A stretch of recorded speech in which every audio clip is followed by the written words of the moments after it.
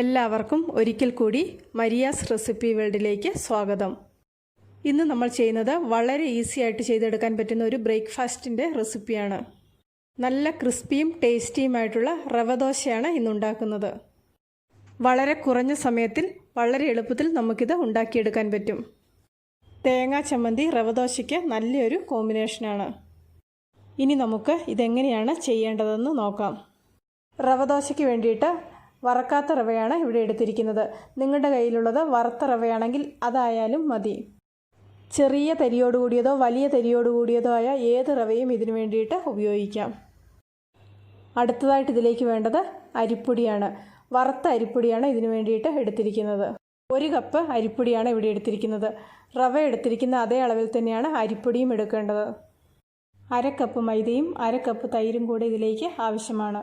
അതായത് എടുക്കുന്ന റവയുടെ പകുതി അളവിലാണ് മൈദ എടുക്കേണ്ടത്. തൈര് എടുക്കുമ്പോൾ ഒരുപാട് പുളിച്ചു പോയ തൈര് എടുക്കാതിരിക്കുന്നതാണ് നല്ലത്. റവ ദോശ ഉണ്ടാക്കുമ്പോൾ ഇതിലേക്ക് എടുക്കുന്ന പൊടികളുടെയൊക്കെ അളവ് വളരെ കൃത്യമായിരിക്കണം, അല്ലെങ്കിൽ ഇത് ഉണ്ടാക്കി വരുമ്പോൾ ശരിയായിട്ട് കിട്ടില്ല. ബാക്കിയുള്ള ചേരുവകൾ നമ്മുടെ ടേസ്റ്റിനനുസരിച്ച് കുറേശ്ശെ അങ്ങോട്ടോ ഇങ്ങോട്ടോ അളവ് മാറ്റുന്നതിൽ കുഴപ്പമില്ല. ഇവിടെ പറഞ്ഞിരിക്കുന്ന അളവിൽ പൊടികൾ എടുക്കുകയാണെങ്കിൽ 4 പേർക്ക് കഴിക്കാനുള്ള ദോശ നമുക്ക് ഉണ്ടാക്കിയെടുക്കാം. ഇനി നമുക്കിതെങ്ങനെയാണ് ചെയ്യേണ്ടതെന്ന് നോക്കാം. എടുത്തു വച്ചിരിക്കുന്ന പൊടികൾ ഓരോന്നായിട്ട് ഒരു ബൗളിലേക്ക് മാറ്റാം. ഇതിലേക്ക് എടുത്തു വച്ചിരിക്കുന്ന തൈരും കൂടെ ചേർത്ത് കൊടുക്കാം. ഇനി ഇതിലേക്ക് 1 കപ്പ് വെള്ളവും കൂടെ ചേർത്ത് കൊടുക്കുന്നുണ്ട്. വെള്ളം ചേർത്തതിന് ശേഷം ഇത് നന്നായിട്ടൊന്ന് മിക്സ് ചെയ്ത് വെക്കണം.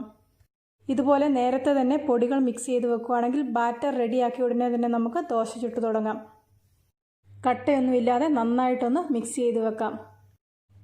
ഇതുപോലെ കുറച്ച് തൈര് ചേർത്ത് നേരത്തെ തന്നെ മിക്സ് ചെയ്ത് വെക്കുകയാണെങ്കിൽ ബാറ്ററൊക്കെ നല്ല സോഫ്റ്റായിട്ട് വരും.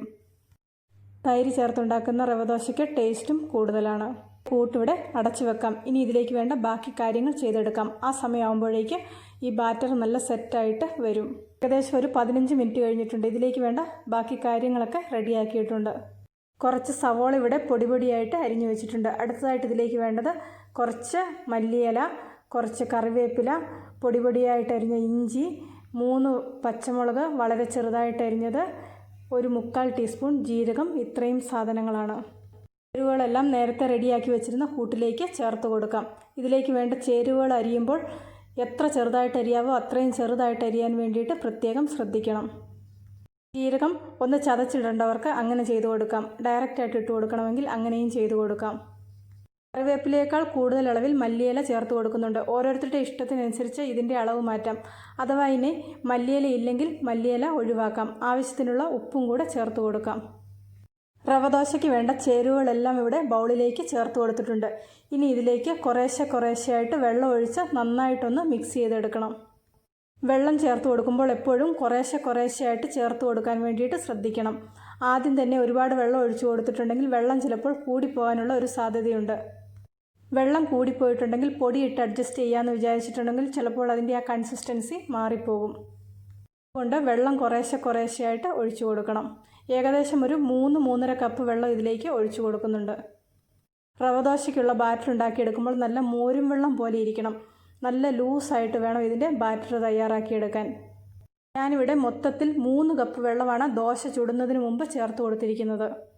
ആദ്യത്തെ ഒരു ദോശ ചുട്ടതിന് ശേഷം വെള്ളം ആവശ്യമാണെങ്കിൽ കുറച്ചും കൂടെ പിന്നീട് ചേർത്ത് കൊടുത്താൽ മതി.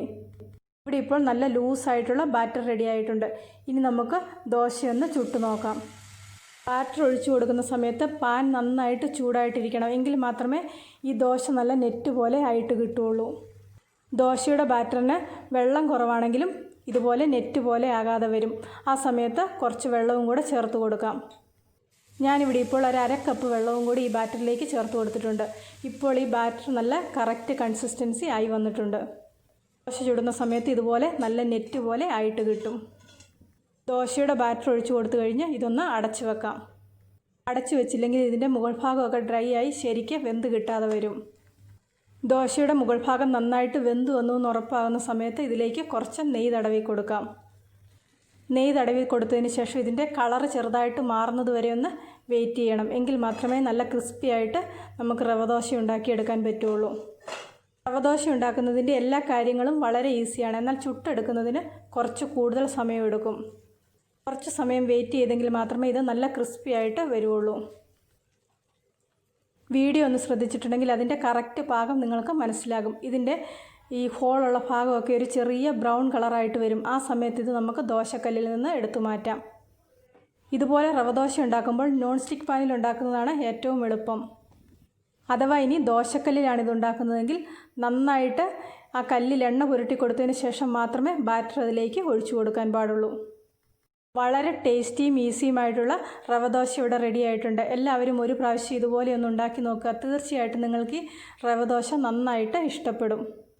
തേങ്ങാ ചമ്മന്തിയാണ് റവ ദോശയ്ക്ക് ഏറ്റവും നല്ല കോമ്പിനേഷൻ. ഇന്നത്തെ ഈ റെസിപ്പി ഇഷ്ടപ്പെട്ടെങ്കിൽ ലൈക്ക് ചെയ്യാനും ഷെയർ ചെയ്യാനും നിങ്ങളുടെ അഭിപ്രായങ്ങൾ അറിയിക്കാനും മറക്കണ്ട. ചാനൽ ഇതുവരെ സബ്സ്ക്രൈബ് ചെയ്തിട്ടില്ലെങ്കിൽ സബ്സ്ക്രൈബ് ചെയ്ത് റൈറ്റ് സൈഡിലായിട്ട് വരുന്ന ബെല്ലൈക്കണും കൂടി ഒന്ന് ക്ലിക്ക് ചെയ്യുവാണെങ്കിൽ ഞാനിടുന്ന എല്ലാ വീഡിയോയുടെയും നോട്ടിഫിക്കേഷൻ നിങ്ങൾക്ക് അപ്പോൾ കിട്ടുന്നതായിരിക്കും. പുതിയൊരു വീഡിയോയുമായിട്ട് വീണ്ടും കാണാം.